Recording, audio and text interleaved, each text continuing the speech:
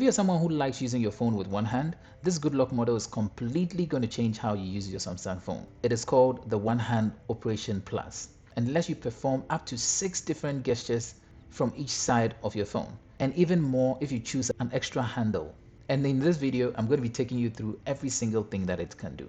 So welcome back to the Doitright Tech channel, where I take you through everything tech. And if you've been following this series, you know I'm covering every single good luck model one by one, explaining exactly what each one does. If you've missed previous videos, you're not lost. You can check the top right corner here. I've got a dedicated playlist for good luck in that top right corner. And if you're watching this very release, nothing is lost also, because I'm going to be releasing more of them coming shortly. But so you don't miss out, please don't forget to hit the like, smash the subscribe button to come back for more, and hit the bell notification icon so you don't miss out on any video that I post. On that note, let's go. So, good luck. If this is the first time you're hearing about the good luck, you're not lost. Good luck is actually a Samsung application that allows customization at different levels, both visually and even productivity wise. And to get it, you just need to go into the Galaxy store and search for the good luck, and you should be able to download it from there. But even if you don't find it, that playlist I showed you up there, look inside it and you find under installation one very video where I explain how to find it from other alternative sources. So let's dive into the video. So when we go into good luck, we're going to come here and look for the One Hand Operation Plus, and this is it. Now, before we begin, what you're going to do is you're going to tap on these 3 dots up here. You've got the reset option right here, where you can reset whatever changes it is that we make in here. So keep this in mind just in case you want to return everything back to its default setting. And also, before assigning any gesture, hold your phone naturally and see where your thumbs comfortably rest. That's the best place to position your gesture handles. Now let's dive in. So once we are in here, we can turn this on. And once you turn it on, you can see on the left and right hand side, we have these blue lines. We've got left and right, which the left has to do with the left and the right has got to do with the right. You can choose to have either the left or the right operating, or both of them. So whatever we find in the left is actually going to be the same thing we're finding in the right. So you can configure them similar or configure them however you want, because this is actually very helpful for people who want to use their thumbs when they are using their phone with one hand. So all the gestures we're going to be looking at here have to do with using your thumb. Now let's dive in. When we go into the left portion of things, we can see here short swipe. Short swipe, swiping straight to the right, towards the right this way. We can set what action we need it to be. And in this case, we have it set at back key. Now, a diagonal up swipe, we could set several. Like when I say several, if you want to send the application you are in into pop-up view, you can. If you want to move the screen, all these type of things, we can do several actions. So you have to go through it individually to know what options you could select. Then here we have swipe up as diagonal, we can set that. Then swipe down as back key, also we can set that. Once you've set this is only 3, and these 3 are actually for this position. All right, so for the rest of the video, I'm going to be having the phone in my palm. So here we have it. When I hold on to my phone this way, I've got my thumb around here. So when I swipe this way, that is a straight swipe, and that is going to indicate back. Now when we come back in here, when I swipe here and up, that is going to now indicate, so you can see that if I swipe this way, it's indicating straight, and so that's back. When I swipe from the edge and up that way, it's indicating diagonal up. So you can see that it's going to bring the recent, and then if I swipe down here, also back. All right, so that's how we can set these ones. But that is these type of swipes. They are very short and straightforward. But you could also open up this very space, that is long swipes. It allows the swipes to be longer and they can be used for different things. So here you can see when you tap on this, you've got several tools down here, which I showed you previously.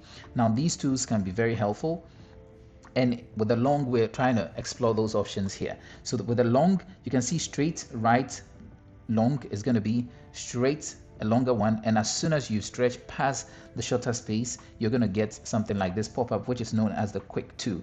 Also, we can see swipe up is going to be quick lunge. So when I swipe upwards long, you're going to have a couple of applications here that you can use, and then a swipe down is going to be task switcher. So swipe down long is going to be task switcher, which is the recent button also. All right, so once you've selected for these ones, which are then going to be 6 on each side, you can see here lower here we can see align handle. If you want to align the handle the way you want, you can turn this off. But the reason it's align handle is because when it's turned on, you're saying that the left and the right are all going to be the same. So you're not trying to align it separately. But once you toggle this off, it means that you want the left to be placed differently than the right. So here I can increase the width, I can increase the size. Okay, that's how much room it covers, and then I can position it however I want. Now, one thing to note is that there is a feature we're going to be turning on later, which is going to be taking care of the empty spaces we find here. Usually on your phone, you've got gesture controls if you're a gesture user. Those gesture controls could still work in the empty spaces where you don't have these handles. So you want to place them right. And we're going to be seeing more settings. So once you've adjusted it the way you want it, if you want them to be separate, you can leave it there, or if you want them to be aligned, you can just turn this on and they're going to be aligned. All right, we can leave here, and when we come into the right, the exact same thing is going to be in it, so you configure this the way you want. All right, also while in here we can tap on add handle, and we're going to have an additional handle here in the corner and do the same for them. So if we want to use this one straight as screenshot, diagonal is nothing, and then screen down also as an option. We can set those ones also. The size, position, we can control every single thing similar to what we just looked at. Now next we can see here advanced settings. This is a very important part because once you tap inside, you're going to see here there are application exceptions. It means that once you've toggled this on, when you get into particular applications, these handles would no more work. They're not going to be what you're using to control the operation of your phone. Then we come down here to animation.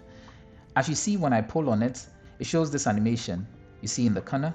That's the animation we're talking about. So when we tap on this, we have got arrow, which looks like this. You can see that. We've got arrow 2, which looks like this, slightly bigger. Arrow 3, that looks like that. And then the curve arrow, which looks like that. Okay, now with arrow 1, it's just a simple arrow, so we don't get any options to tweak it again.